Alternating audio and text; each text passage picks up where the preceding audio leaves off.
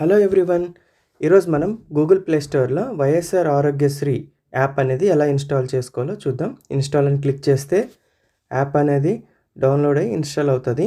ఈ వైఎస్ఆర్ ఆరోగ్యశ్రీ యాప్ అంటే ఏంటంటే మన యొక్క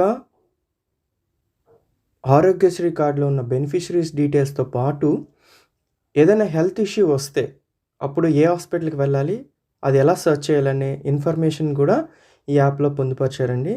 అంతేకాదు మనకి ఫ్రీక్వెంట్గా ఏదైతే డౌట్స్ ఉంటాయో ఆ ఫ్రీక్వెంట్లీ ఆస్క్డ్ క్వశ్చన్స్ కూడా ఇందులో పెట్టడం జరిగింది. మన నియర్ బై లొకేషన్స్ కూడా ఏ హాస్పిటల్స్ ఉన్నాయో అవి కూడా సెర్చ్ చేయడానికి ఆప్షన్ అనేది ఉంది. ఇంకా మనకి కాంటాక్ట్ డీటెయిల్స్ కూడా ఉన్నాయి, contact number and email IDs కూడా. సో యాప్ డౌన్లోడ్ అయినాక మనం లాగిన్ చేయాల్సి ఉంటుంది. సో లాగిన్ చేసే ముందర రిజిస్ట్రేషన్ అనేది చేయాల్సి ఉంటుంది. సో ఈ రిజిస్ట్రేషన్కి మనకి ఏదర్ ఆధార్ నెంబర్ కానీ ఆరోగ్యశ్రీ కార్డ్ నెంబర్ కానీ మనకి యూజ్ అవుతుంది. ఫస్ట్ ఈ యాప్ ఇన్స్టాల్ అయిపోయింది, ఓపెన్ చేస్తే ఇలాగ మనకి యూజర్ లాగిన్ డీటెయిల్స్ అనేది ఓపెన్ అవుతుంది.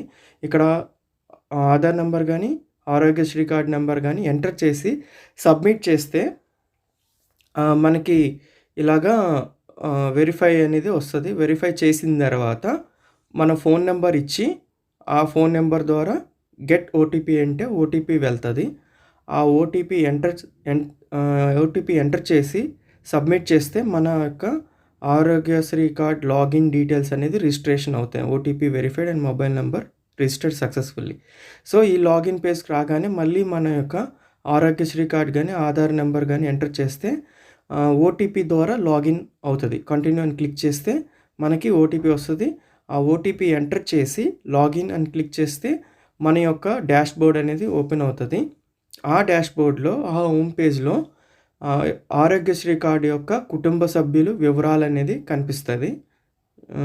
తర్వాత మనకి ఈ కిందన మనకి హోమ్ పేజ్ హాస్పిటల్స్ సమీపంలో సంప్రదించండి 104 ఉంది కదా, అక్కడ హాస్పిటల్ అని క్లిక్ చేస్తే మనకి నియర్ బై హాస్పిటల్లో మనకున్న సమస్య బట్టి మనం సెర్చ్ చేసుకుంటే ఆ హాస్పిటల్ డీటెయిల్స్ కూడా మనకి ఇక్కడ ఈజీగా మనకి డిస్ప్లే అవుతుందండి. ఆ లొకేషన్ కూడా మనం ట్రాక్ చేయవచ్చు, ఎలాగ మనం ఆ లొకేషన్కి వెళ్ళొచ్చు అని.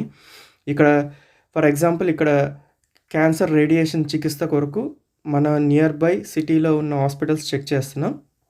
సో అలాగే మన యొక్క ప్రతి ఒక్క హాస్పిటల్ డీటెయిల్స్తోని పాటు వాటి లొకేషన్ కూడా ఇక్కడ మనకి ఇవ్వడం జరిగింది. ఇంతకు ముందర మనం ఎవరినో అడిగి హాస్పిటల్కి వెళ్ళటం అనేది జరిగేది. ఇప్పుడు మన మొబైల్ ఫోన్లోనే మన ఫింగర్ టిప్స్లోనే ఈ సర్చ్ ఆప్షన్ అనేది మనకి ఇవ్వడం జరిగింది. ఇక్కడ మనకి సంప్రదించండి అని చూసారు కదా, అక్కడ మనకి Aarogyasri card help line numbers కానీ ఈమెయిల్ ఐడీస్ కానీ ఎస్కలేషన్ చేయడానికి కోసం వాళ్ళ యొక్క మెయిల్ ఐడి వాళ్ళ యొక్క కాంటాక్ట్ డీటెయిల్స్ అనేది పెట్టడం జరిగింది. అలాగే 104 లోగో ఆ నెంబర్కి కాల్ చేస్తే మనకి అంత హెల్ప్ మనకి ఆ నెంబర్ ద్వారా అందుతుంది.